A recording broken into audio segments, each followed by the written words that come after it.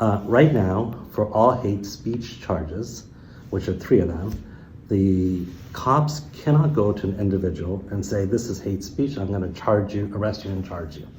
They have to collect the evidence, take it to a Crown prosecutor. The prosecutor has to create that evidence, look at it to see there's a reasonable likelihood of conviction in it, and then to make a case to the Attorney General, who's going to say, yes, you know what, I think this speech quantifies as hate speech and probably passes the threshold of what free speech is allowable, and therefore I am going to allow this charge to happen. So Bill C-9 will change that, because what Bill C-9 does is takes away the Attorney General consent and allows police to directly charge somebody individually. So they don't have to do go through those different checks of legal thresholds and barriers to make sure that all the context has been taken care of. Now, the courts have really determined a high threshold of hate speech. And therefore, because they want to make sure that hate speech is not allowed, but free speech is allowed to the highest amounts possible. Now, is it right for the police to be able to determine what those legal thresholds are? We don't think so. We think somebody who's trained in prosecution services and knows the courts, knows the decisions, would have a higher likelihood of providing input into the case to make it a more reasonable likelihood of conviction. And that's really important, because we don't want to see cases where cops are just charging left, right, and center, which I don't think is going to happen, but would be. But this bill certainly does open up that door. And then all of a sudden these charges are being dropped, because that's what fast justice means, not effective justice. And part of the rationale that I've heard from people for this Attorney General consent to come off is that, we want, there will be a faster charging of people. And to me, that doesn't mean that there's going to be more effective convictions. That just means that more people are going to get charged. Right, so I want to give all glory, honor, and praises to Yahweh, Bahashem Yahushai, Bahashem Rachak Wadash. Double honors to the elders and apostles of Great Millstone. Peace, blessing, and salutations to the hopeful elect scattered abroad, teaching His word in truth and in sincerity. I'm back with another lesson through the spirit and power of Yahweh Bahashem Yahushai. And going into this video is pretty much showing you, or he's speaking about the C-9 bill, which is a hate speech bill that was passed in Canada. And like it was saying, it's pretty much making it easier for you to be confronted on hate speech. Now, what constitutes hate speech is what's going to be determined. And we understand this is all leading up to the famine of the word, because we know the scriptures, they speak against certain people that would be deemed as hate speech, right? So even though it's in Canada, we all know that these things are going to move to America, Babylon the Great, right? Babylon the Great is going to have to suffer these same things, right? Eventually, right? We don't know exactly when, but eventually, somebody speaking against certain groups or just speaking against the beast, period, is going to constitute in you being thrown in jail, right? And the scriptures speak about that. But it's all going into and leading up to the famine of the word. All right, so I'm going to get a few scriptures going into that famine. But first, let's go to Isaiah 29.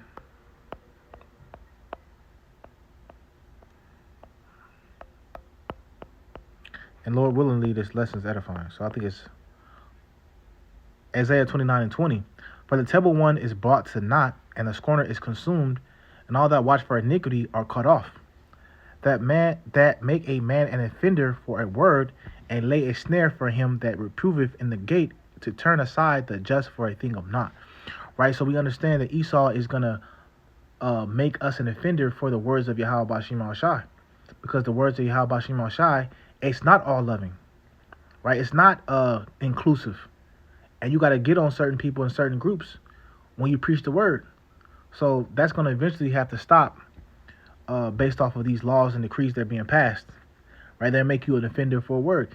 You're going against the beast. You're going against their system. You're going against their ideologies. And they deem that as hate speech. They can put you in jail or they can prosecute you. right? So this is what's coming on the earth in these last days, right? That's why we tell our people, so-called Black, Hispanic, and Native American men, hey, get it while you can, because you're not going to be able to put videos up. You're not going to be able to go to the highways and byways and preach the words of Yahweh Shema Shai openly. At one point, they're going to cut it off. And that's why I say you want to do as much as you can for Yahweh Shema Shai while you still can. Let me get this scripture real quick. It's John 9 and 24. It says, John 9 and 4, Slakia. I must work the works of him that sent me while it is day. The night cometh when no man can work. Right, so the night is coming where no man can work. And that night is talking about a terrible day where it's going to be all hell breaking loose on the earth.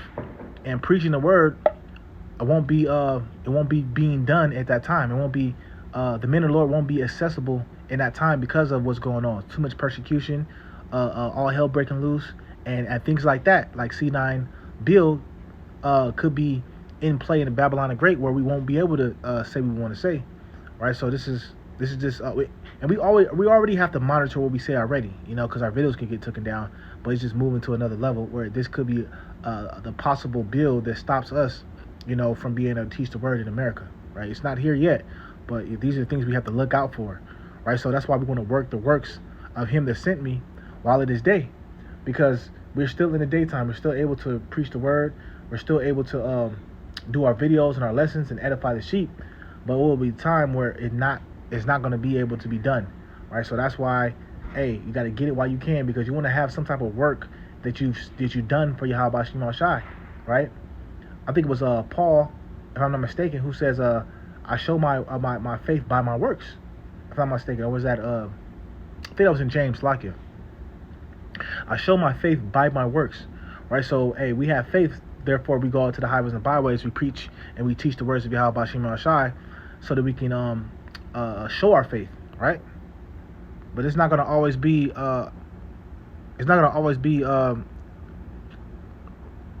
A thing to be able to do that. It's Amos 8, 8 and 11. It's Amos 8 and 11. It says, behold, the days come, saith the Lord God, that I will send a famine in the land, not a famine of the bread, nor a thirst of water, but of hearing the words of the Lord. Right? So the Lord is going to make a famine of hearing the words of Yahweh Shema Shai, which is a true famine, right? Famine of bread, yeah, that's a famine, but you need the nourishment of the word to sustain you. And the flock, or even like the 2/3 of our people who don't have the word, they're gonna want to have it in that day. And it's scarce, because it says this. It says, and they shall wander from sea to sea, and from the north even to the east. They shall run to and fro to seek the word of the Lord, and shall not find it. Right? So they're not gonna be able to find the words of the Lord, because the Lord is gonna cut off that living water, and He's gonna cut it off, because that's the part. The next part of prophecy is starting, which is the destruction. Right? The next part of prophecy after the preaching is full out chaos on the earth. Right? That's when the Lord has reached His level of the last level of long suffering, and he's gonna cause the destruction of Babylon the Great, right? The full destruction, So yeah, Amos 8 and 11 is very important, because that's cutting off the ministry of the prophets, and it's bringing in the next level of prophecy, which is all hell breaking loose on the earth, right? Let's go to Jeremiah. I believe it's Jeremiah.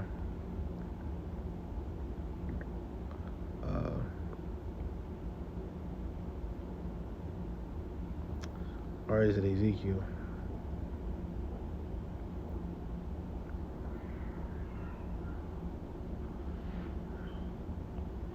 Slakia.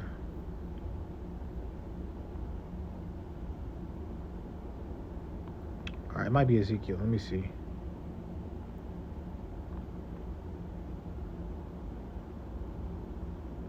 Yep, Ezekiel 3 and 26, and this is Ezekiel. We understand this is Ezekiel is representing the prophets. He's representing the prophets in today's time and what's going to happen in today's time. Ezekiel 3 and 26, and I will make thy tongue cleave to the roof of thy mouth, that thou shalt be dumb and shall not be to them a reprover, for they are a rebellious house. right? So, the Lord is going to cause it to where the tongue is going to cleave to the roof of the prophet's mouth, which signify that they've done their job when it comes to the preaching of the word, right? And those who didn't get the word, and that pretty much starts the judgment for those who didn't listen, right? Because it talks about that in Proverbs, the first chapter, how those who approved the word while they yet had liberty, right? The Lord is going to laugh at their calamities. He's going to leave them to their own devices, because when it was a time to hear the words and reprove and be reproved and correct themselves, they didn't want to do that. So the Lord is going to allow their devices or the ways, their own ways, to destroy them. Because without the protection of Yahweh Bashim Shai, how will you be able to stand in these terrible days, right? Let's go to 2nd Esdras, the 5th chapter. And this is 2nd Esdras. Let me see. 2nd Esdras 5:1. Nevertheless, as coming the tokens, behold, the day shall come that they which dwell upon the earth shall be taken in a great number, and the way of truth shall be hidden, and the land shall be barren of faith. Right? The way of truth is going to be hidden, because only the true faith is going to be within the elect. The other nations and the 2/3 of our people, they don't have faith. They're not going to have the faith to be able to sustain them in that day. So all hell is breaking loose. That's going to even cause the people of the earth to have less faith than they already do. But iniquity shall be increased above that which is now, thou seest, or that thou hast heard long ago. And the land that thou seest now to have root shall thou see wasted suddenly. Right? And that's what we're going to see. We're seeing it gradually, but it's going to be a point in time where the Lord is going to start causing that waste, to speed up, for the cities to waste faster, for the destructions, for the famines and the pestilence and the natural disasters. They're gonna increase. It says, but if the Most High grant thee to live, thou shalt see after the 3rd trumpet that the sun shall suddenly shine again in the night, and the moon thrice in the day, and blood shall drop out of the wood, and the stone shall give his voice, and the people shall be troubled, and even he shall rule whom they look not for that dwell upon the earth, and the fowls shall take their flights away together, and the sodomish sea shall cast out fish, and make a noise in the night, which many have not known, but they shall all hear the voice thereof. There shall be a confusion also in many places, and the fire shall be oft sent out again, and the wild beasts shall change their places, and the minstrels' women shall bring forth monsters. And salt water shall be found in the sweet, and all friends shall destroy one another. Then will wit hide itself, and the understanding withdraw itself in its secret chambers. Right? So it's going to be a lot of chaos happening on the earth. And when that chaos is happening, that's when wit shall hide itself, right? In its secret chambers, which is in the elect. The elect is going to be the people who have the wit, the understanding, the knowledge, right? Wisdom and knowledge should be the stability of thy time. So only people who are going to be able to be stable is the elect members, right? And it's going to be, the wit is going to be hid within them. This is why we're telling our people, and get the wisdom right now while you can.